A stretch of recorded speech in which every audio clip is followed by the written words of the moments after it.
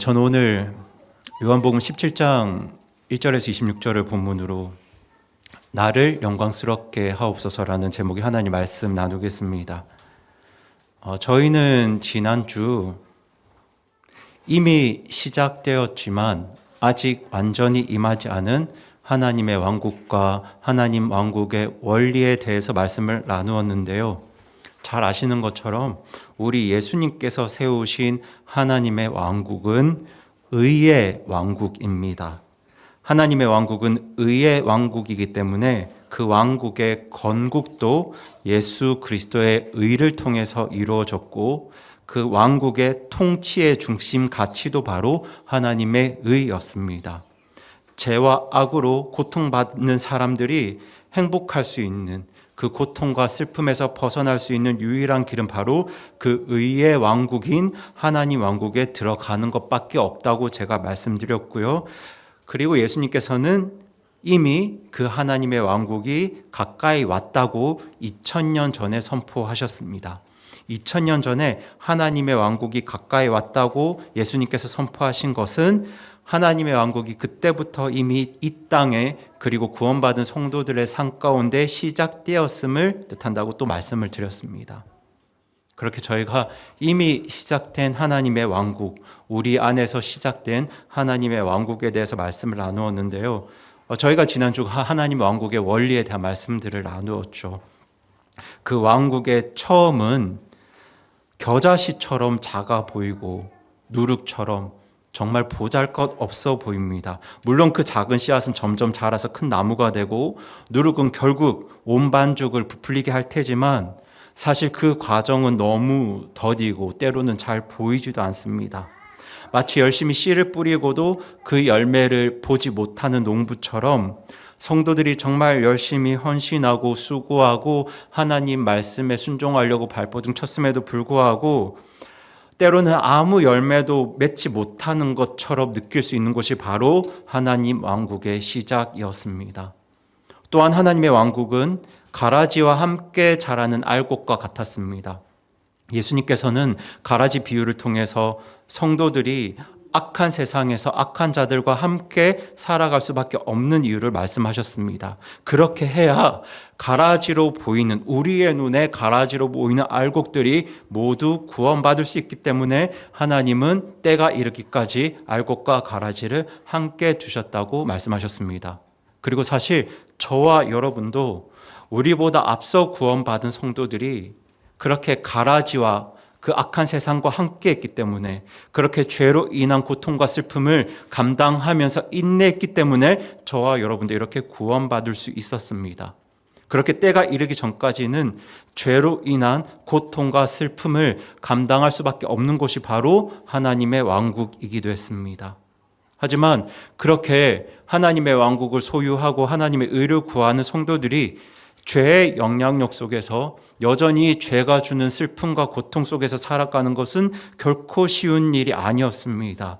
구원받은 성도들은 의의 왕국에 속한 자로서 끊임없이 세상의 유혹과 죄와 악한 것들로부터 거룩함을 지키기 위해서 싸워야 하는 삶을 살아야 하는데요. 이런 이유들 때문에 세상의 눈에는, 불신자들의 눈에는 세상보다 더 힘겹게 보이고 세상보다 더 고통스럽게 보이는 것이 바로 하나님의 왕국이기도 했습니다. 하나님의 왕국에 속했다고 해서 구원받았다고 해서 죄로 인한 인생의 고통과 슬픔이 바로 해결되는 것도 아니고요. 그런데 거기서 더 나아가서 그런 것들을 감당하면서도 세상의 유혹과 죄들로부터 싸워야 한다고 말씀합니다. 그래서 사람들의 눈에는, 세상의 눈에는 세상보다 더 힘겹게 보이는 것이 바로 하나님의 왕국이었습니다. 그리고 또 사람의 인생에서 정말 중요한 것 중에 하나가 바로 성취감인데요. 이게 정말 중요하거든요. 내가 무엇인가를 위해서 수고하고 노력하면 그에 대한 합당한 결과가 있어야, 열매가 있어야 나한테 자존감도 생기고 또 인생의 행복감도 느낄 수 있습니다. 그런데 그 성취감을 바로 누릴 수 없는 것 또한 하나님의 왕국이었습니다.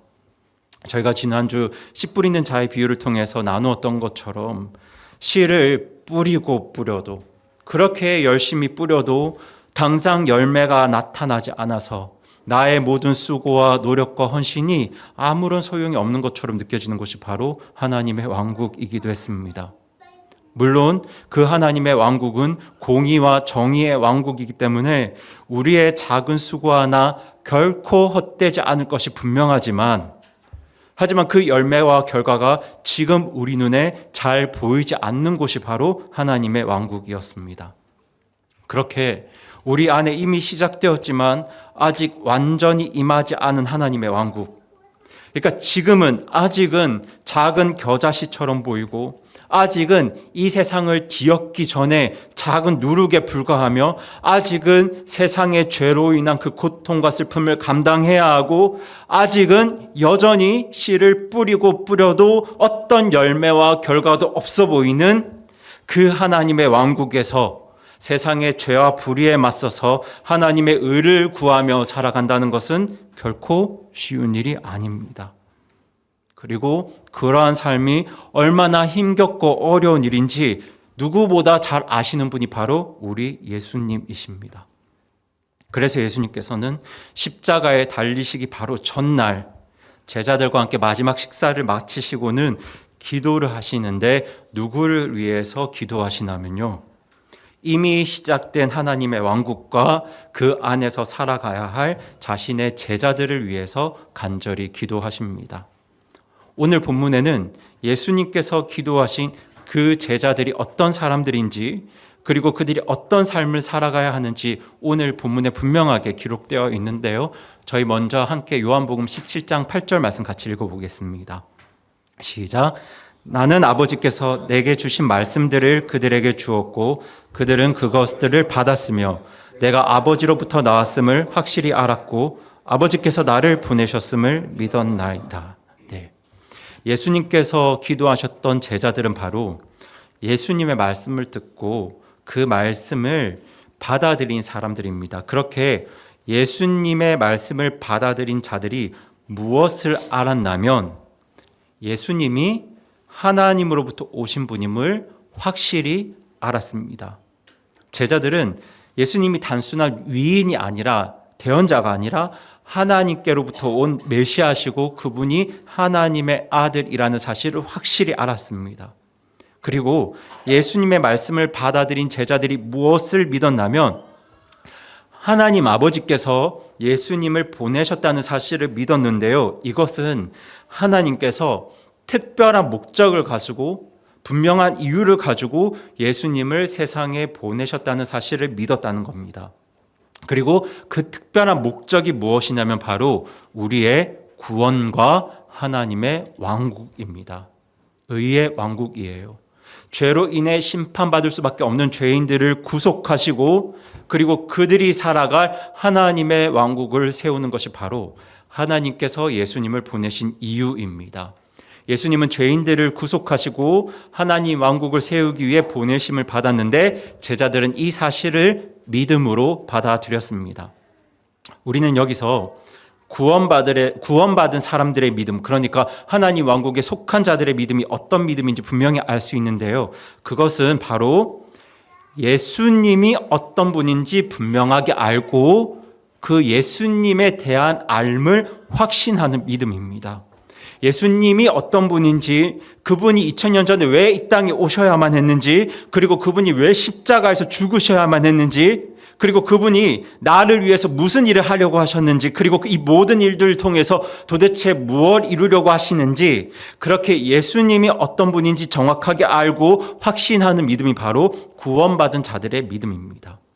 그리고 그 믿음을 가진 자들이 하나님 왕국에 들어갈 수 있고 그 의의 왕국에서 영원한 생명을 누릴 수 있습니다. 저희 다 함께 오늘 본문 3절 말씀 같이 한번 읽어보겠습니다. 시작. 영생은 이것이니 곧 그들이 유일하신 참 하나님인 아버지와 아버지께서 보내신 자 예수 그리스도를 아는 것이니이다. 네. 지금 예수님은 영원한 생명이 참 하나님을 아는 것과 아버지께서 보내신 자 예수 그리스도를 아는 것이라고 말씀하십니다. 그럼 제가 여기서 잠깐 질문을 드리고 싶은데요, 여기 계신 모든 분들은 예수님이 어떤 분인지 정확하게 알고 계시고 또 확신하고 계시나요? 네, 여러분, 사실 여러분 성경 66권 전체를 다 모르셔도 됩니다. 그 다 모르셔도 돼요. 그런데 적어도 여기 계신 분들은 예수님은 꼭 아셔야 합니다. 예수님이 어떤 분인지는 정확하게 알고 믿으셔야 해요. 여러분이 지금 예수님이 누구신지 정확하게 알지 못하신다면, 예수님이 나를 위해서 무엇을 하셨는지 제대로 알지 못하시면 진짜 큰일 나십니다. 지금은 아직 때가 이르지 않았기 때문에 예수님을 알든 모르든 구원을 받든 안 받았든 다 비슷해 보입니다. 그게 그렇게 중요하지 않습니다. 그냥 저 사람도 이렇게 살고 나도 이렇게 살고 저 사람의 삶과 나의 삶이 다 그냥 고만고만해 보입니다. 별 다를 바가 없어 보입니다. 그런데 예수님이 누구인지 알지 못하면요, 언제가 될지 모르겠지만 언젠가 때가 이르러서 예수님이 다시 오셔서 알곡과 가라지를 갈라내실 때 그 하나님의 완성과 하나님 왕국의 완성과 하나님 왕국의 마지막이 임했을 때, 그때까지도 예수님을 알지 못하면 가라지로 분류되어서 불타는 호수에 던져지는 것이 바로 예수님을 알지 못하는 자들의 영원한 운명입니다. 그래서 혹시 이 자리에 예수님이 정말 누구신지, 예수님이 나를 위해서 무슨 일을 하셨는지, 예수님이 정말 무엇을 이루려 하셨는지 이걸 잘 모르는 분이 계시다면 적어도 예수님만큼은 알려고 노력해 주셨으면 좋겠습니다. 사실 교회 와서 사람들 알아가고 사람들 만나는 것 중요한데요, 그것보다 훨씬 더 중요한 일이 바로 예수님 알아가는 겁니다. 사람들 만나는 것보다 훨씬 중요한 일이 바로 예수님 만나는 겁니다. 그래서 성경은 몰라도 되지만 예수님은 꼭 아셔야 합니다. 그러니 스스로 생각해 보실 때, 난 예수님이 어떤 분인지, 예수님이 나를 위해서 무슨 일을 하셨는지 내가 잘 모르는 것 같아라고 생각되시면 누구에게든 도움을 청해 주셨으면 좋겠습니다. 저에게도 좋고 그냥 여러분이 생각하기에 조금 편해 보이는 누구에게라도 도대체 예수님이 어떤 분인지 나에게 자세히 알려달라고 그렇게 꼭 도움을 청해 주시기 바랍니다. 오늘 말씀을 보세요. 오늘 말씀에서 예수님 역시 구원받은 성도들이 어떤 사람들인지, 하나님 왕국에 속한 자들이 어떤 사람들인지를 정확하게 말씀하고 계시거든요. 그 사람들이 누구냐면요, 바로 예수님이 어떤 분인지, 그분이 나를 위해 무슨 일을 하셨고 그 예수님이 무엇을 이루려고 하시는지 그것을 정확하게 알고 확신하는 사람들이 바로 구원받은 하나님의 자녀이고 하나님 왕국을 소유한, 하나님 왕국에 들어간 하나님의 백성입니다. 그래서 전 정말 이 자리에 계신 모든 분들이 그렇게 예수님을 정확하게 알고 확신하는 구원받은 하나님 왕국의 백성들이 되기를 간절히 바라고 소망합니다. 그렇게 예수님은 이 세상에 남겨질 자기 제자들을 위해 기도하셨는데요, 예수님은 그 제자들뿐만 아니라 앞으로 말씀을 듣고 복음을 듣고 구원받을 미래의 성도들을 위해서도 기도하셨습니다. 그러니까 훗날 구원받게 될, 2000년 뒤에 구원받게 될 저와 여러분을 위해서도 기도하신 겁니다. 우리 다 함께 20절 말씀 읽어보겠습니다. 시작.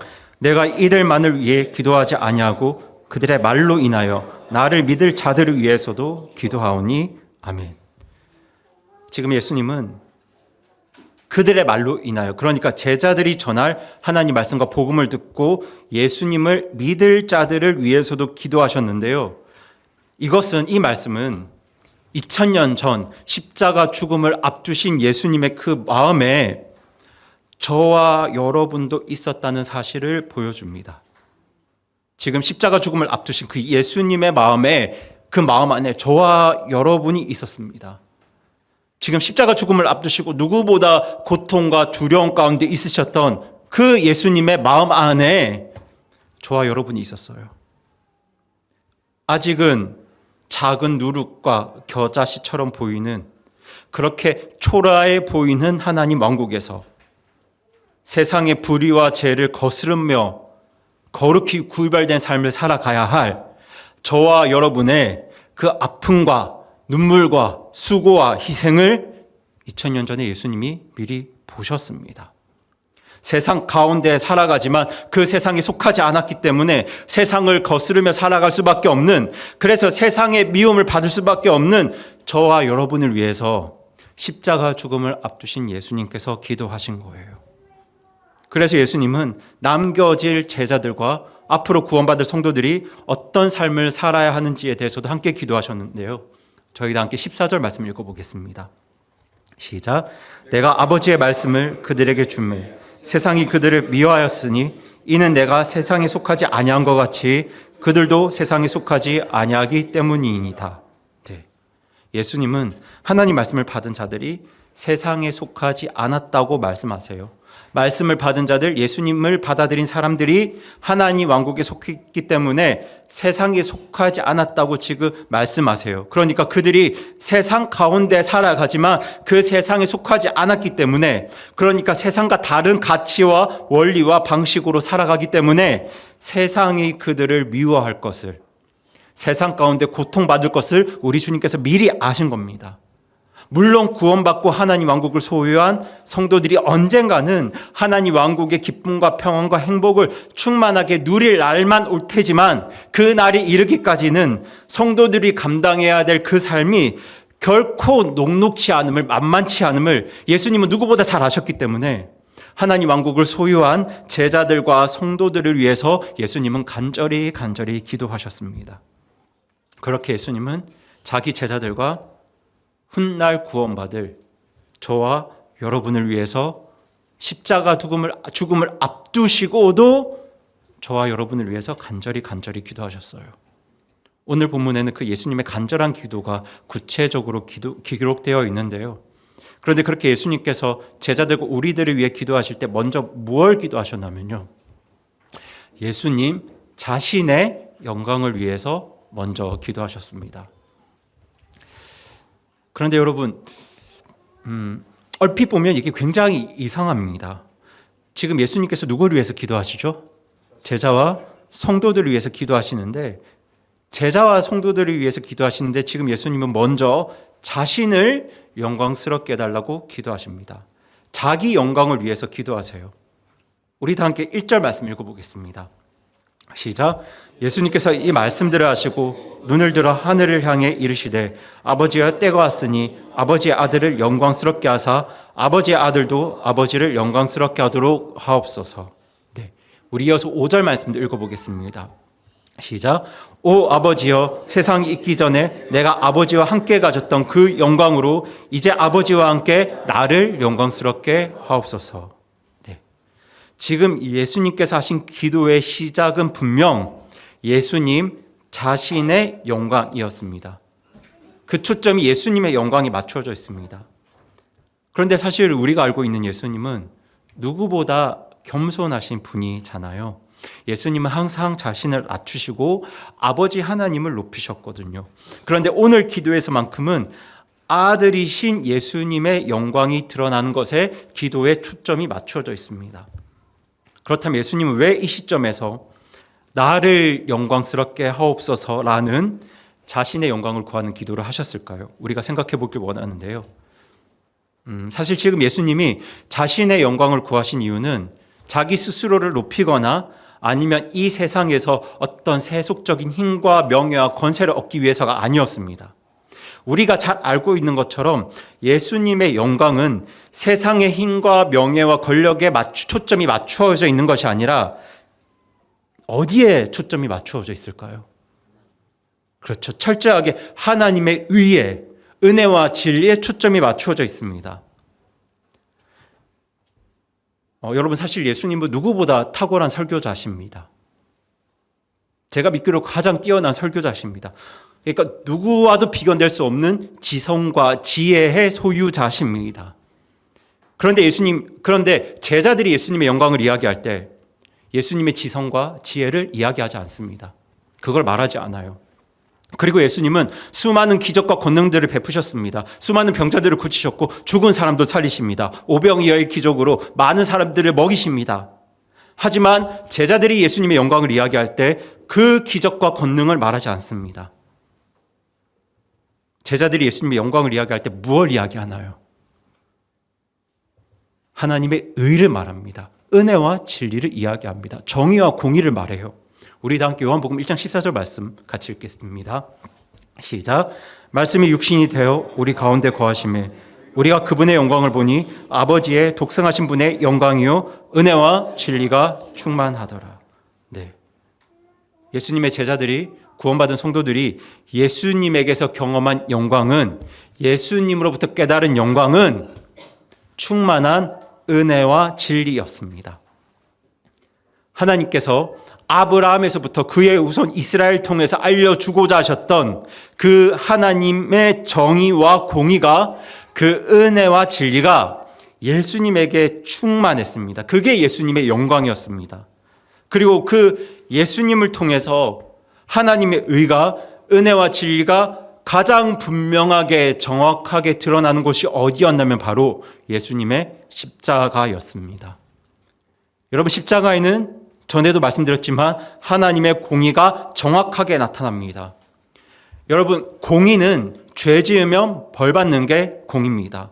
모든 죄인은 하나님의 공의에 따라 하나님의 정확한 심판을 받고 그에 합당한 형벌을 받아야 합니다. 그래서 우리 모두는 원래 하나님 앞에서 지은 죄에 따라서 하나님의 심판을 받고 영원토록 슬피우며 이를 갈아야 하는 영원한 브로스에 던져져야 했습니다. 그것이 하나님의 공의이고 진리입니다. 그리고 죄 없는 누군가가 우리의 벌을 대신 받아주지 않는다면 그 어떤 방법으로든 그 형벌을 피할 수 없는 것이 바로 하나님의 공의입니다. 그렇게 죄가 있으면 반드시 벌을 받아야 하는 게 바로 하나님의 의였습니다. 그런데 그 하나님의 공의가 어디에서 이루어집니까? 십자가 위에서 이루어집니다. 그 공의를, 그 진리를 이루기 위해서 하나님은 인간이 서야 할 그 형벌의 자리에 자신의 가장 사랑하는 아들 예수 그리스도를 그 자리에 대신 주셨습니다. 티끌 만한 죄도 없으신 우리 예수님으로 하여금 그 끔찍한 죄의 형벌을, 저와 여러분이 받아야 할 그 형벌을 예수님으로 하여금 대신 감당하게 하셨습니다. 죄 없는 누군가가 그 벌을 대신 받지 않으면 절대로 피할 수 없는 것이 바로 우리가 받아야 할 죄의 형벌이었는데, 하나님께서는 죄 없는 우리 예수님을 그 형벌의 자리에 대신 두심으로 하나님의 공의를 이루셨습니다. 죄가 벌을 받았습니다. 그리고 예수님의 십자가에서 무엇보다 분명히 드러나는 것은 바로 사랑입니다. 하나님의 정의, 하나님의 사랑, 우리 주님의 은혜입니다. 여러분, 누가 다른 사람을 위해 자기 목숨을 내어줄 수 있습니까? 그것도 죄인을 위해서 말입니다. 내가 아끼는 사람이 아니라 죄인을 위해서 누가 자기 목숨을 내어줄 수 있습니까? 어떤 사람이 다른 죄인의 벌을 대신 받으려고 합니까?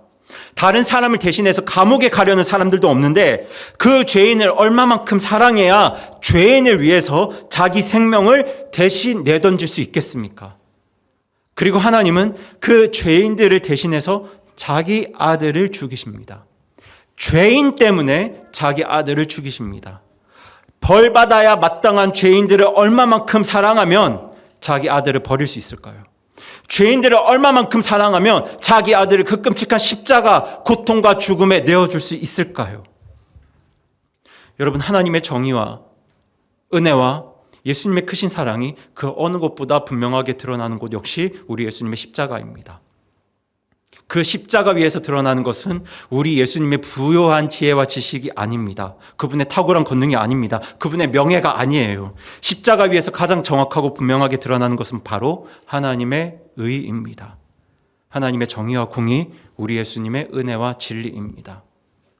우리 하나님이 얼마나 의로운 분인지, 하나님이 얼마나 올바른 분인지, 그리고 그 하나님의 사랑이 얼마나 크고 놀라운지, 그렇게 누구보다 올바르고 사랑 많으신 우리 하나님께서 지금 우리를 위해서 무슨 일을 하려고 하시는지, 그 하나님의 의가, 하나님의 정의와 공의가, 예수님의 은혜와 진리가 그 어느 곳보다 밝히 드러나는 곳이 바로 우리 예수님의 십자가입니다. 우리 다 함께 로마서 3장 25절 26절 두 절 말씀 같이 읽겠습니다. 시작. 그분을 하나님께서 그분의 피를 믿음을 통한 화해 헌물로 제시하셨으니 이것은 하나님께서 참으심을 통해 과거의 죄들을 사면하심으로써 자신의 의를 밝히 드러내려 하심이요, 내가 말하노니 이것은 곧 이때 자신의 의를 밝히 드러내사 자신이 의로우시며 또 예수님을 믿는 자를 의롭다 하시는 이라는 것을 보이려 하심이라. 네. 사도 바울은 십자가 위에서 화의 헌물로 드려진 예수님을 통해서 무엇이 밝히 드러났다고요? 하나님의 의가 밝히 드러났다고 말씀합니다. 화의 헌물로 드려졌던 예수님의 십자가 죽음을 통해서 하나님의 의가 밝히 드러났습니다. 지금 예수님은 그 십자가 죽음을 바로 직전에 두고 계셨습니다. 그 십자가 위에서 하나님과 사람들을 화해시키는 화의 헌물로 자기 생명이 들어져야 됐습니다. 그렇게 예수님 십자가 죽음을 통해 하나님의 의가 세상에 밝히 드러나야 했습니다. 하나님이 얼마나 올바른 분인지, 그리고 그분이 얼마나 사랑이 많은 분인지, 그분이 얼마나 우리를 사랑하시는지 그 하나님의 의가 세상에 드러나야 했습니다. 그리고 그 하나님의 의가 정확하게 드러나려면 십자가 위에서 예수님의 영광이 드러나야 했습니다. 예수님의 올바름과 예수님의 사랑이 드러나야 했습니다. 물론 지금까지 예수님은 그 어떤 죄도 짓지 않으셨고요. 많은 사람들을 사랑하고 또 사랑하셨습니다. 하지만 십자가 위에서 배신당하고 조롱당하고 고통받으며 마지막 호흡을 다하는 그 순간까지 예수님은 하나님의 공의와 사랑을 드러내셔야 했습니다. 끝까지 죄 없는 거룩함을 나타내셔야 했고, 예수님의 제자들이 자기를 배신하고 자기를 저주했지만 끝까지 그들을 사랑하셔야 했습니다. 그 올바름과 그 사랑을 가지고 십자가 위에서 죽으셔야 했습니다. 그렇게 아들이신 예수 그리스도 자신을 통해서 하나님의 의가 밝히 드러나야 했고, 아들이신 예수님을 통해서 하나님의 영광이 나타나야 했습니다. 적어도 십자가 위에서만큼은 아들이신 예수 그리스도를 통해서 하나님의 의가 밝히 드러나야 했습니다. 그래야 사람들이 구원받을 수 있고, 그래야 사람들이 하나님의 의가 무엇인지, 그리고 하나님의 의로 세워진 하나님의 왕국이 어떠한지를 정확하게 알 수 있기 때문입니다. 그래서 예수님은 지금 그 십자가를 앞두시고 그 십자가를 바라보시면서 나를 영광스럽게 해달라고, 자신을 영광스럽게 해달라고, 나의 십자가 죽음을 통해서 하나님의 의가 밝히 드러나게 해달라고 간절히 기도하셨습니다. 그래서 이 예수님의 기도를 그냥 겉으로 보면 자신을 위한 기도처럼 보이지만 이 기도는 실제로 저와 여러분을 위한 기도였습니다. 십자가 위에서 예수님의 영광이 드러나야 우리가 구원받을 수 있고, 십자가 위에서 예수님의 의가 나타나야 하나님 왕국이 제대로 세워질 수 있고, 십자가 위에서 예수님의 은혜와 진리가 드러나야 하나님의 의가 무엇인지 우리가 제대로 알 수 있기 때문에 예수님은 십자가 위에서, 적어도 십자가 위에서만큼은 자신의 영광이 드러나기를, 그렇게 자신을 통해서, 아들을 통해서 하나님의 의가 나타나기를 간절히 기도하셨습니다. 그래서 예수님은 누구보다 저와 여러분을 위해서 자신의 영광을 구하셨고요. 그렇게 예수님을 통해서 하나님의 의가 밝히 드러나기를 간절히 기도하셨습니다. 그렇게 자신의 영광을 위해 기도하신 예수님은 이어서 우리를 위한 구체적인 기도들을 이어가시는데요. 저희 다 함께 15절 말씀 같이 한번 읽어보겠습니다. 시작. 나는 아버지께서 그들을 세상에서 데려가실 것을 기도하지 아니하오며 그들을 악에서 지켜주실 것을 기도하나이다. 아멘. 지금 예수님은 제자들을 세상에서 데려가실 것을 기도하지 않으시고 그들이 세상 속에서 악의 영향으로부터 보호될 것을 기도하십니다. 여러분, 알곡과 가라지 비유를 기억하시죠? 예수님은 때가 이르기 전까지 제자들이, 성도들이 악한 세상 속에서 악한 것들과 함께 그 죄의 영향력 아래에서 살아야 한다는 사실을 말씀해 주셨습니다. 구원받을 수 있는 마지막 한 영혼을 구원하시기 위해서 예수님은 알곡과 가라지를 함께 주셨습니다.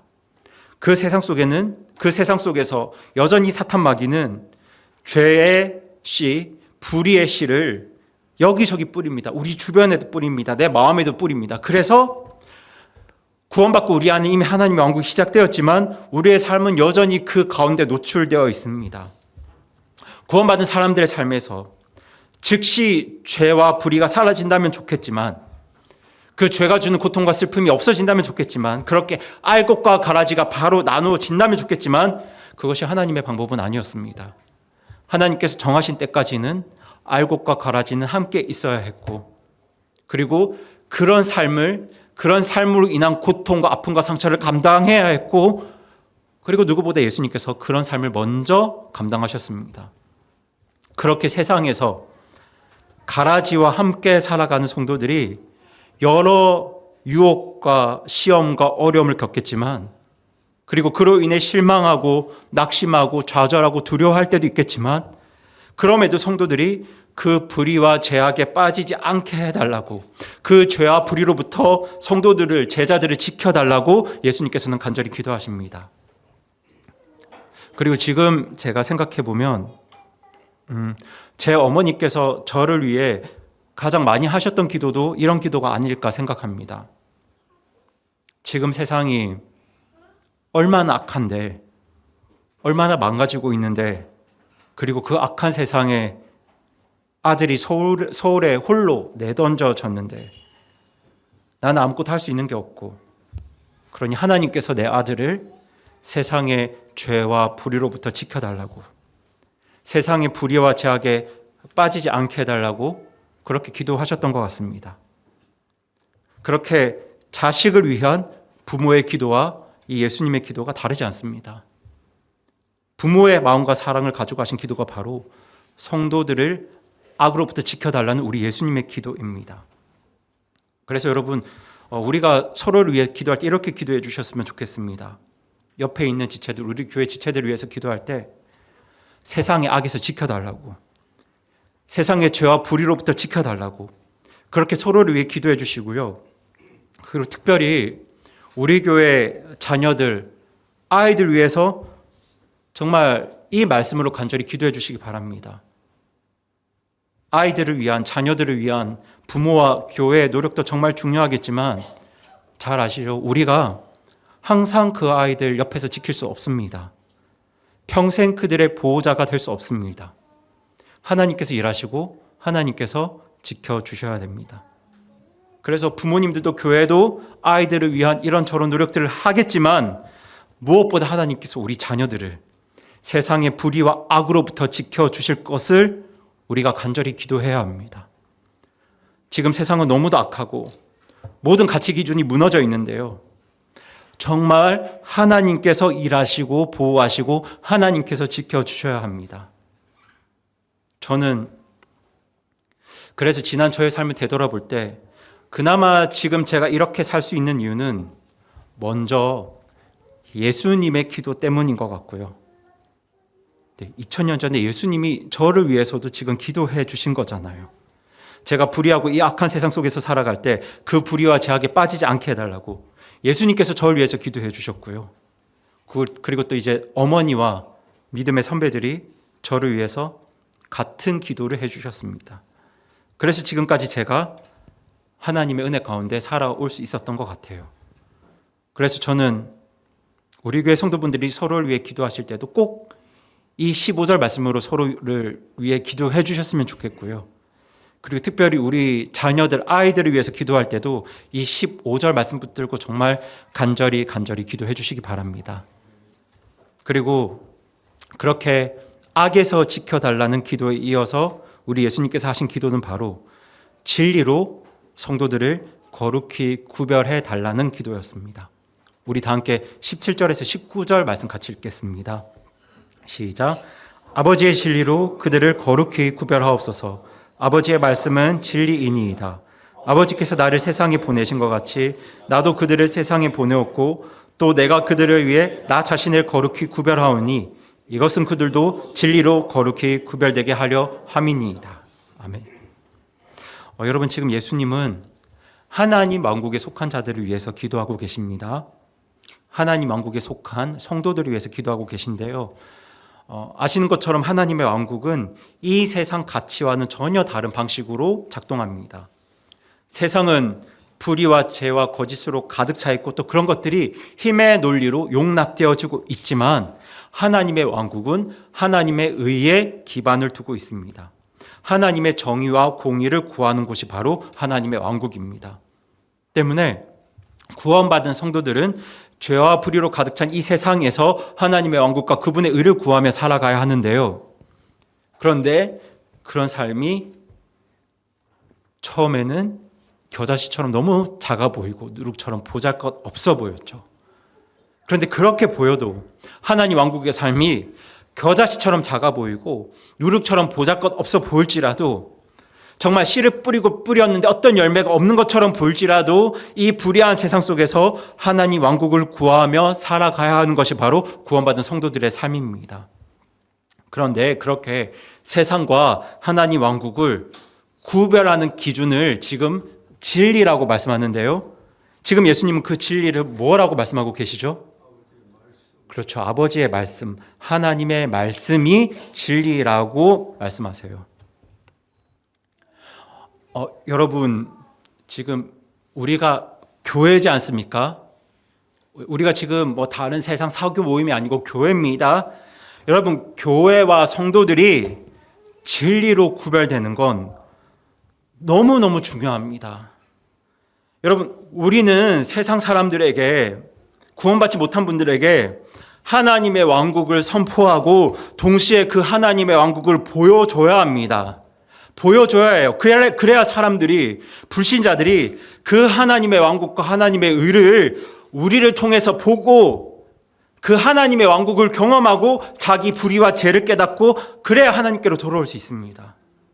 그래서 예수님께서도 매 순간 하나님의 왕국과 복음을 함께 선포하셨고요. 제자들과 사도들도 하나님의 왕국과 복음을 함께 선포하신 거예요. 예수님과 제자들은 훗날 우리가 가게 될 황금길 깔려있는 그 천국을 강조하신 것이 아니라 이 땅에서 이미 시작된, 성도들의 삶 가운데 시작된 하나님의 왕국이 무엇인지를 강조하셨고 그 하나님의 왕국을 복음과 함께 선포하셨습니다. 그렇다면 왜 이미 시작된 하나님의 왕국을 그렇게 강조하셨을까요? 우리가 훗날 가게 될 그 황금이 깔려있는 그 천국이 아니라 이 땅에서 이미 시작된 하나님의 왕국을 그렇게 강조하셨겠습니까? 그 하나님의 왕국이, 이 땅에서 이미 시작된 하나님의 왕국이 선포되어지고 보여져야 사람들이 그 하나님의 의 앞에서 자기 죄를 깨달을 수 있기 때문입니다. 하나님 앞에서 내가 얼마나 끔찍한 죄인인지 깨달으려면 반드시 하나님의 왕국과 그분의 의가 그들 앞에 보여져야 했기 때문이에요. 그래서 예수님께서 그 일을 가장 먼저 감당하셨고요. 예수님을 따르는 제자들이, 교회들이 그 일을 이어서 감당했습니다. 그래서 사도들과 제자들은 이미 시작된 하나님의 왕국을 선포했고요. 그 왕국을 자신의 삶으로 그리고 교회로 세상 사람들에게 보여주었습니다. 그래서 교회와 성도들의 삶이 하나님 말씀으로 구별되는 것 너무너무 중요합니다. 여러분, 불의한 이 세상 가운데 이미 시작된 하나님의 왕국이 세상과 다르다는 걸 보여주려면 교회와 성도들이 세상과 구별되어야 합니다. 구별되어야 해요. 달라야 합니다. 무언가 달라야 합니다. 기준이 달라야 하고 생각이 달라야 하고 그 삶을 운영하는 방식도 달라야 합니다. 그리고 그 다름을 통해서 지금 세상의 가치와 원리들이 하나님 앞에서 얼마나 부패한 것이고 얼마나 불의한 것인지 제대로 보여져야 합니다. 그렇게 하나님 왕국과 세상을 구별하게 하는 기준이 바로 진리이고 그 진리가 바로 하나님 말씀입니다. 교회와 성도들이 하나님 말씀으로 그 진리로 세상과 구별되어야, 무언가 다르다는 것이 나타나야 이미 시작된 하나님의 왕국이, 그리고 그 왕국에 충만한 하나님의 의가 제대로 세상에 보여질 수 있습니다. 그래야 사람들이 자기 죄를 깨닫고 하나님의 의를 구하면서 하나님께로 돌아올 수 있습니다. 그래서 예수님은 하나님 말씀과 자기의 삶으로 하나님의 의를 드러내셨고요. 예수님을 따르는 제자들과 교회들도 하나님의 말씀과 자신의 삶으로, 교회로 하나님의 왕국이 무엇인지, 그리고 예수 그리스도의 의가 무엇인지 세상 앞에 나타냈습니다. 이를 위해 교회와 성도들은 세상과 구별되어야 합니다. 여러분, 지금 우리 교회 아이들, 자녀들 있는데요. 우리 자녀들이 구원받고 하나님 왕국에 들어가기 위해서도 우리 교회와 그리고 우리 부모된 성도님들이 먼저 이 세상과 구별되어야 합니다. 그래야 저들이 죄를 깨달을 수 있습니다, 여러분. 그런데 무엇으로 구별될 수 있습니까? 네, 진리이신 하나님 말씀으로 구별될 수 있습니다. 다른 것 없습니다. 무엇으로요? 하나님 말씀으로 구별되는 거예요. 그래서 저는 주님의 교회에서, 우리 교회에서 가장 중요한 일이 바로 하나님 말씀을 뿌리는 일이라고 믿습니다. 여러분, 우리가 저는 우리 예배당 마음에 들거든요. 네, 이렇게 아늑한 예배당에서 예배드리고 경배드리는 거 정말 좋습니다. 그리고 우리 홍준호 형제님 때문에 이렇게 좋은 음량 시설로 찬양하고 말씀 나누는 것도 정말 감사하고요. 그리고 우리 자매님, 형제님의 수고로 때마다 맛있는 음식 먹는 것도 정말 하나님께 감사드립니다. 여러분의 수고와 헌신과 섬김과 그 신실함으로 우리가 이렇게 좋은 것들을 누리고 있습니다. 그런데 저는 이 모든 것들이 없어도, 그러니까 예배당 인테리어가 화려하지 않아도, 좋은 시설이 없어도, 뭐 맛있는 음식이 없어도, 음식을 하실 분들이 없어서 우리가 김밥을 사 먹더라도, 제 믿음은 하나님 말씀이 제대로 뿌려진다면 그 말씀을 통해서 열매가 맺혀진다고 확신합니다. 여러분, 뿌려진 말씀이 역사해야 사람들이 구원받을 수 있고요. 뿌려진 하나님의 말씀이 역사해야 교회가 거룩히 구별될 수 있다고 저는 그렇게 믿습니다. 그리고 솔직히 말하면 사실 좋은 예배당, 좋은 시설, 맛있는 음식은 열매를 맺기 위한 것이라기보다는 그냥 우리를 위한 겁니다. 우리가 좋은 데서 예배드리고 싶고, 우리가 더 맛있고 건강한 음식 먹고 싶고, 우리가 더 편하게 듣고 싶으니까 우리를 위해서 하는 거지, 우리가 편하고 우리가 좋으려고 하는 거지. 그런데 그것이 반드시 교회를 거룩히 구별하게 하고 성령님의 열매를 맺게 하는 그런 것이 될 수 있다고 우리가 함부로 말할 수 없습니다. 성경은 그렇게 말하지 않습니다. 그러니까 솔직히 말씀드리면 우리가 좋으려고, 우리가 서로 잘 섬기려고, 우리가 서로 편하게 하려고 이런저런 일들을 할 수 있지만 사실 열매를 맺게 하고 교회를 거룩히 구별하는 생명력 있는 유일한 씨앗은 바로 하나님 말씀입니다. 그러니 여러분, 제가 우리 교회 성도분들께만, 우리 교회 목회자로서 여러분에게 개인적으로 권면드리고 싶은 게 있는데요. 만약 여러분이 지금 하나님 말씀에 전혀 관심이 없고 진리에 전혀 마음이 없다면 저는 다른 교회 일들은 안 하셨으면 좋겠습니다. 아니, 안 하셔도 됩니다. 안 하시는 게 좋습니다. 왜냐하면 하나님 말씀, 열매를 맺게 하는 하나님 말씀, 나와 교회를 거룩히 구별하게 하는 하나님 말씀에 마음이 없고 관심이 없는데 지금 그 일들이 중요한 게 아닙니다, 여러분. 교회에서 지금 그게 중요한 게 아니에요. 말씀드렸잖아요. 사실 그 일들은 많은 경우에 사람을 위한 겁니다. 하나님을 위한 게 아니에요. 그냥 사람을 위한 거예요. 그냥 여기 저기 있는 우리 성도들 사람을 위한 거지, 우리가 하나님 말씀에 관심이 없고 진리에 관심이 없이 그렇게 일하는 것은 사실 하나님이 바라시는 열매와 거리가 멀 수도 있습니다. 내가 하나님 말씀에 마음이 없고 진리에 관심이 없는데 교회 일들 붙들고 있다. 그것은 내가 하나님께는 관심이 없는데 교회에 있는 사람들에게만 관심이 있다는 마음이 있다는 가장 큰 증거입니다. 그렇게 말씀에 마음이 없는 교회, 진리에 관심이 없는 교회는 세상과 거룩히 구별된 우리 예수님의 교회 모습이 아닙니다. 여러분, 사람을 구원받게 하고 교회를 거룩하게 하고 우리 삶의 열매를 맺게 하는 것은 우리 수고와 노력과 섬김이 아니라 진리입니다. 하나님 말씀입니다. 진리이신 하나님 말씀이 내 안에, 내 마음에, 우리 안에, 우리 삶에 뿌려져야 합니다. 거기에 마음이 있어야 합니다. 거기에 관심이 있어야 합니다. 지금 예수님이 그걸 위해서 기도하고 계신 거예요. 2000년 전부터 이 일을 위해서 기도하셨어요. 때문에 하나님 말씀에 마음이 없고 진리가 무엇인지 관심이 없으신 분들은 교회에서 다른 일들 아무것도 하지 마시고 무엇보다 하나님 말씀에, 진리에, 우리 예수님께 주의와 관심을 기울여 주셨으면 정말 좋겠습니다. 정말 그렇게 해주시기 바랍니다.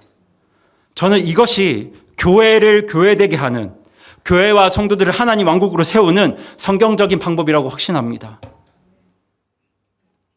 설령 제가 이 말을 해서 여러분이 그 누구도 교회를 안 하셔서 제가 일을 다 하더라도 여러분 모두를 하나님 말씀으로 진리로 이끄는 게 저의 책무이고 저의 사명이라고 저는 그렇게 믿습니다.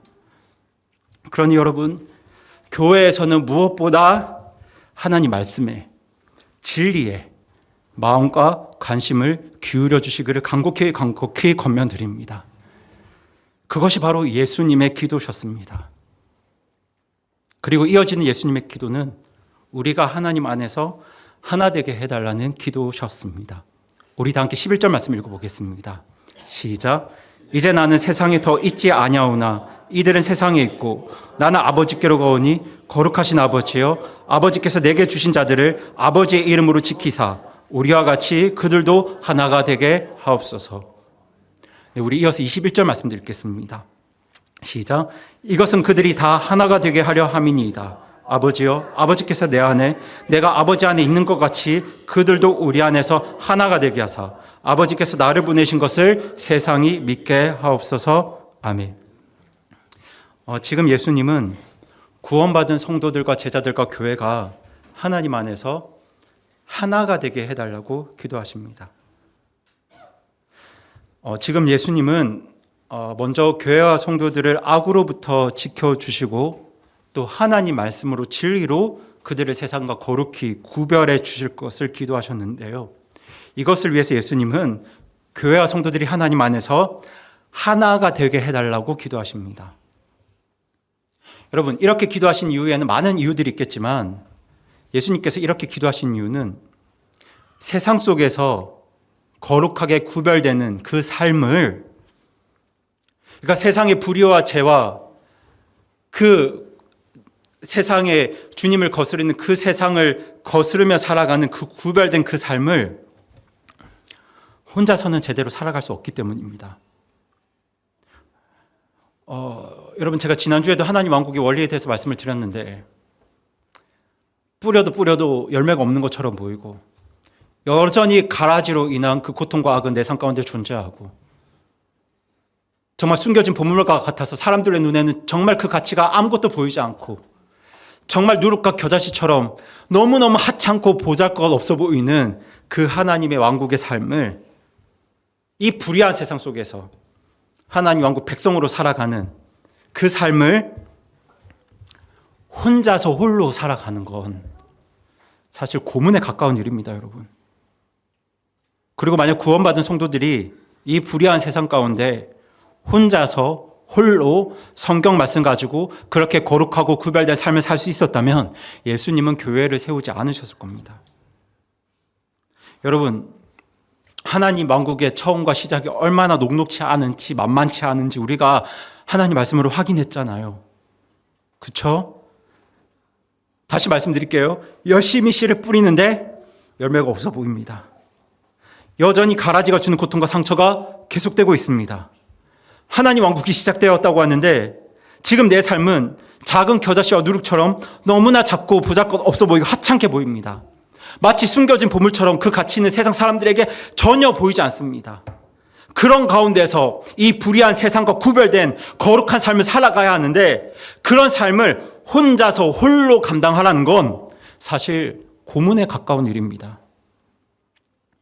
열매가 보이지 않아 고통받는 성취감의 부재와 여전히 존재하는 슬픔과 그 고통을 감수하면서 세상의 눈에 그저 초라하고 보잘것없어 보이는 그 삶을 홀로 감당하라는 건 진짜 고문과 같은 일입니다. 그래서 예수님이 뭘 세우셨나요? 교회를 세우셨습니다. 그 삶을 함께 감당하라고 교회를 세우신 겁니다. 하나 되어서 성도들이 제자들이 하나 되어서 그 삶을 함께 이루어 가라고 교회를 세우신 거예요. 때문에 교회에 속하지 않고 홀로 그런 삶을 감당하겠다는 가나안 성도들은 사실 자기 삶을 고문과 같은 삶으로 몰아넣는 것과 다르지 않습니다. 예수님은 구원받은 성도들이 구원받은 그리스도인이라면 교회를 통해서 그 삶을 함께 감당하는 것이 더 좋다고 판단하셨습니다. 그것이 예수님의 뜻이고 예수님의 판단입니다. 때문에 예수님의 뜻과 예수님의 판단을 내 생각보다 더 옳게 여기는 성도라면 교회를 찾고 교회에 속합니다. 절대로 혼자서 신앙생활을 하지 않습니다. 그렇게 교회와 하나 될 것을 추구합니다. 그렇게 성도들이 교회로 모여서 교회로 하나가 되어야 그나마 하나님 왕국의 삶을 제대로 감당할 수 있습니다. 그래서 여러분, 우리 교회가 하나님 안에서 하나님의 진리와 하나님의 사랑 안에서 하나 되어야 합니다. 함께해야 합니다. 그래야 이미 시작된 하나님 왕국의 삶을 제대로 살아갈 수 있습니다. 여러분, 혼자서 못합니다. 혼자서 할 수 없어요. 교회 없이는 안 됩니다. 제자들이 하나가 되어야, 성도들이 함께하고 성도들이 하나가 되어야, 그렇게 교회로서의 삶을 살아가야 씨를 뿌리고 뿌려도 열매가 없어 보일 때, 가라지로 인한 세상의 죄와 고통과 불의로 인한 그 상처와 고통과 슬픔을 경험할 때, 세상 사람들이 우리를 누룩처럼 겨자씨처럼 하찮게 볼 때, 그때 교회로 함께해야, 성도들이 하나가 되어야 서로 위로하고 격려하고 권면하면서 끝까지 하나님의 왕국과 그분의 의를 구하는 삶을 살 수 있는 겁니다. 그래서 예수님은 우리가 하나 될 것을 기도하셨습니다. 그리고 예수님이 마지막으로 간구하신 것은 바로 제자들이 예수님의 영광을 보게 해달라는 기도입니다. 우리 다 함께 24절 읽겠습니다. 시작. 아버지여, 원하건대 아버지께서 내게 주신 자들도 내가 있는 곳에 나와 함께 있게 하사 아버지께서 세상이 창건 이전에 나를 사랑하셨으므로 친히 내게 주신 나의 영광을 그들이 보게 하옵소서. 네. 나의 영광을 그들이 보게 하옵소서. 지금 예수님은 자신의 영광을 제자와 교회와 성도들이 보게 해달라고 기도하십니다. 여러분, 예수님의 영광을 보게 해달라는 기도가 뭐겠습니까? 이게 뭐냐면 예수님을 통해서 하나님의 의를 보게 해달라는 기도입니다. 하나님의 정의와 공의, 예수님의 은혜와 진리를 깨닫게 해달라는 기도입니다. 여러분, 우리 삶에 정말 중요한 건 힘이 아니라, 돈이 아니라, 명예가 아니라, 성공이 아니라, 사람들의 인정이 아니라 하나님의 의에 있습니다. 여러분, 우리가 살면서 불행한 가장 큰 이유는 다 어디에 있냐면 죄에 있거든요. 우리가 아무리 돈이 많아도, 우리가 아무리 성공해도, 우리가 아무리 사람들의 인정을 받아도 여전히 죄와 그 죄로 인한 고통과 슬픔과 상처가 내 주변에 남아있다면 우리는 절대로 행복할 수 없습니다. 고통받으며 살 수밖에 없습니다. 그러니까 우리 삶의 가장 중요한 건 그 죄를 물러가게 하는 하나님의 의에 있습니다. 하나님의 의에 우리의 운명이 달려있고 하나님의 의에 우리의 행복이 있다는 것을 제발 사람들이 깨닫게 해달라는 기도입니다. 이를 위해 구원받은 성도들은 무엇보다 예수님의 영광을 보아야 합니다. 예수님의 영광인 은혜와 진리를 보셔야 하고요. 그 영광 속에서 하나님의 의를 보셔야 합니다. 그 하나님의 의에 모든 게 달려있기 때문에 그 의를 이루시고 그 의를 밝히 드러내시기 위해서 하나님은 예수님을 십자가 죽음으로까지 내모셨습니다. 그래서 구원받은 성도들은 그 하나님의 의로 충만한 예수님의 영광을 볼 수 있어야 합니다. 그래야 죄와 불의로 가득 찬 이 세상 속에서 가라지로 인한 그 세상의 죄악으로 인한 고통과 아픔과 슬픔과 상처를 감당할 때에도, 그런 것들을 경험할 때에도 낙심하지 않고 실망하지 않고 끝까지 구별된 하나님 백성으로 하나님의 왕국과 그분의 의를 구하며 알곡답게 살아갈 수 있는 겁니다. 하나님의 영광을 볼 수 있어야 그게 가능합니다. 그래서 예수님은 자기 제자들이, 성도들이, 우리 주님의 교회가 무엇보다 예수님의 영광이 무엇인지 깨닫고 그걸 보게 해달라고 간절히 기도하셨습니다. 여러분, 비록 지금 우리가 아직까지는 불의한 세상 가운데 살아가지만, 그리고 그 가라지로 인한 고통과 상처와 슬픔은 여전히 우리 삶 가운데 존재하지만, 이 예수님의 기도처럼 우리가 예수님의 영광을 바라보고 교회가 하나 되어서 세상과 구별된 삶을 살아갈 때 우리가 무엇을 누릴 수 있는 줄 아시나요? 우리 다 함께 13절 말씀 같이 읽겠습니다. 시작. 이제 내가 아버지께로 가오니 내가 세상에서 이것들을 말하는 것은 그들이 내 기쁨을 자기들 안에서 성취하게 하려 함이니이다. 네.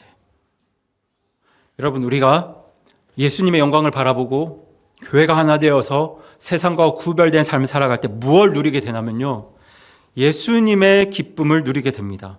그것도 내 안에서 예수님의 기쁨을 누릴 수 있게 됩니다. 여러분, 지금 이 예수님의 기쁨이 뭐냐면 십자가 죽음을 눈앞에 두고도 기쁨이 있다고 말씀하신 예수님의 기쁨입니다.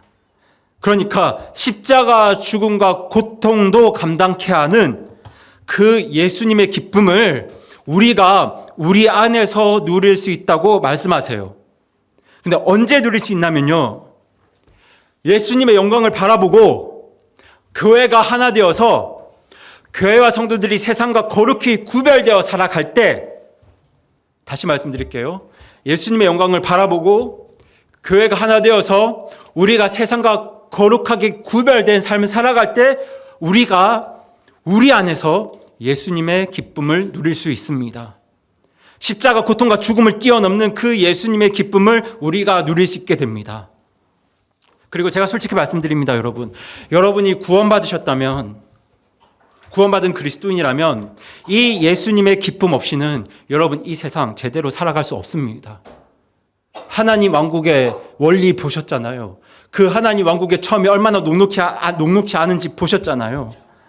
뿌려도 열매가 없어 보이고 죄의 고통과 슬픔은 여전히 존재하고 그 가치는 숨기고 감추어져서 사람들 눈에는 한없이 작은 겨자씨와 누룩처럼 보입니다. 그럼에도 불구하고 불의한 세상을 거스르면서 구별된 삶을 살아야 합니다. 그런데 여러분, 돈이 있다고 해서 이런 삶을 제대로 살아내시겠습니까? 가족들이 잘해주면 하나님 왕국 백성답게 살 수 있을 것 같습니까? 구별된 삶을 살 수 있을까요? 내 사랑하는 사람들이 나를 인정해주고 나에게 잘해주고 나를 알아주면 그런 삶을 살아갈 수 있는 힘이 생길까요? 아닙니다. 거기에서 그 힘이 나오지 않습니다. 여러분, 내 안에 있는 것들 가지고는, 사람들이 가진 것들로는 우리가 하나님 왕국 백성답게 기쁨을 누리면서 절대로 살아갈 수 없습니다.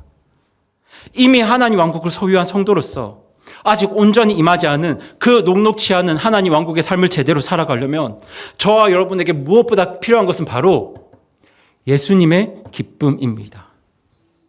여러분에게 이 예수님의 기쁨이 없다면 다른 어떤 상황이 다 좋아도 결국 여러분의 마음과 삶은 불평과 불만과 탐욕과 두려움으로 가득 차게 될 것입니다. 예수님의 기쁨이 없다면 결코 여러분의 마음에서 불평과 불만과 탐욕과 두려움과 불안은 절대로 사라지지 않을 겁니다. 그래서 구원받은 저와 여러분에게 무엇보다 필요한 건 바로 예수님의 기쁨입니다. 그래서 예수님이 기도하신 것이 바로 우리가 예수님의 영광을 바라보고 교회가 주님 안에 하나가 되어서 하나님 말씀으로, 진리로 세상과 구별된 거룩한 삶을 살아갈 것을 예수님께서 기도하셨습니다. 그럼 우리 안에 뭐가 이루어지니까요? 예수님의 기쁨이 성취되니까요. 교회가 예수님의 영광을 바라보고 주님 안에 하나가 되어 하나님 말씀으로 거룩히 구별된 삶을 살아갈 때, 그때 우리 안에서, 우리 교회 안에서 이루어지는 것이 바로 예수님의 기쁨입니다. 이것이 아니면 그 다른 무엇으로도 기뻐할 수 없고 채워지지 않고 불안과 두려움과 힘겨움 가운데 살 수밖에 없는 것이 바로 구원받은 그리스도인의 삶입니다. 그래서 예수님께서 십자가 죽음을 앞두시고 2000년 전에 우리를 위해서 기도하실 때 우리가 부자가 될 것을 기도하지 않으셨어요. 우리 가정의 화목을 위해서도 기도하지 않으셨습니다. 우리가 세상에서 성공할 걸 기도하지 않으셨어요. 우리가 세상에서 인정받기를 기도하지 않으셨습니다. 우리가 사람들로부터 사랑받기를 기도하지 않으셨습니다. 예수님은 우리 안에서 예수님의 기쁨이 성취되기를 간절히 바라셨기 때문에 뭘 기도하셨냐면요, 성도들이 예수님의 영광을 바라보고 교회가 주님 안에서 하나가 되어서 하나님 말씀으로, 진리로 거룩히 구별된 삶을 살 것을 간절히 기도하셨습니다. 그리고 저는 우리 교회 안에 저와 여러분의 삶 가운데 이 예수님의 기쁨이 충만하기를 정말 간절히 바라고 소망합니다. 우리 가정과 여러분의 삶 가운데 십자가 고통을 이기는, 질병의 고통을 이기는, 배신의 상처를 이기는, 외로움의 고통을 이기는, 우리 인생의 모든 문제의 불안과 두려움의 고통을 이기는 그 예수님의 기쁨이 충만하기를 저는 간절히 바라고 소망합니다. 그래서 저는 우리 교회가 무엇보다 예수님의 영광을 제대로 볼 수 있는 교회가 되기를 바라고요. 주님 안에서 하나 되는 교회가 되길 소망하고요. 그리고 무엇보다 다른 것이 아니라 하나님 말씀으로 진리로 불의한 이 세상과 구별되는 거룩한 주님의 교회가 되기를 간절히 소망합니다. 그러할 때 예수님의 기쁨이 우리 안에 이루어져서 우리 교회 안에 성취되어서 그때 우리가 하나님 왕국 백성답게 살 수 있는 것이고, 불의한 이 세상 속에서도 끝까지 하나님의 왕국과 그분의 의를 구하면서 살 수 있는 겁니다. 뭐가 있기 때문이에요? 예수님의 기쁨이 있기 때문에. 예수님의 기쁨이 있기 때문에 스데반과 같은 그 하나님의 사람들이 돌에 맞아 죽어가는 그 순간에도 끝까지 하나님의 영광을 바라보면서 하나님의 의를 구하면서 하나님 왕국 백성답게 알곡답게 살 수 있었던 겁니다. 그래서 저는 그 예수님의 기쁨이 정말 저와 여러분 우리 교회 안에 충만하기를 간절히 기도합니다. 일 안 돌아가도 됩니다. 교회 예배 경배 준비할 때 제가 혼자서 처음부터 끝까지 다 준비해도 됩니다. 점심 안 먹어도 됩니다. 그런데 저는 무엇보다 우리 교회 안에 예수님의 기쁨이 충만했으면 정말 좋겠습니다.